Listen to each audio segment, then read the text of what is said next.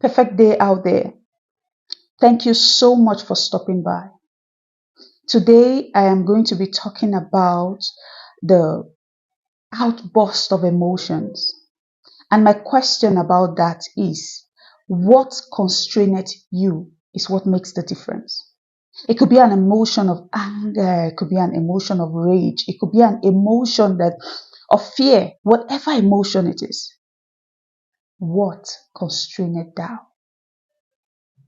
Why do I ask this question? Sometimes we find ourselves at the cross line of trying to justify how I react about getting angry, or how I react about rage, or how I react about fear.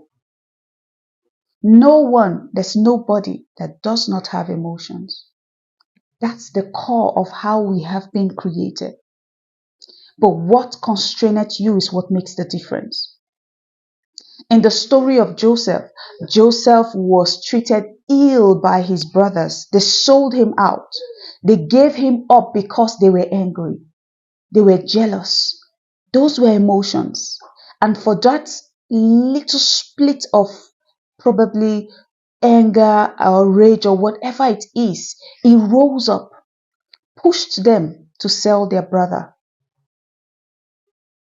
What constrained you makes the difference, because everybody has emotions.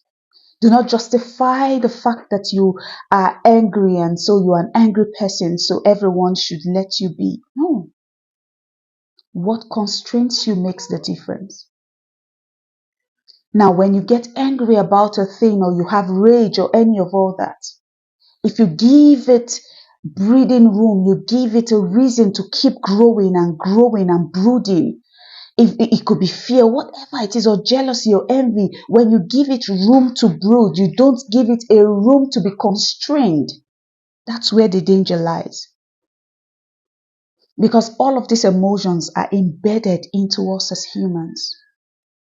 Joseph was constrained by the fear of God, because when he began to think about what his brothers had done to him when he finally met him, Joseph was human. And when he met them, he needed to be sure. And he was constrained by God. That was what brought the super effect of the whole story. The bottom line is, if God constrains you, or does your emotion allow its full expressions because of what we have allowed, or we are justifying it? The Bible says, give the devil no room. Say no to anything that is cutting you off from doing the will of God. God bless you. See you tomorrow.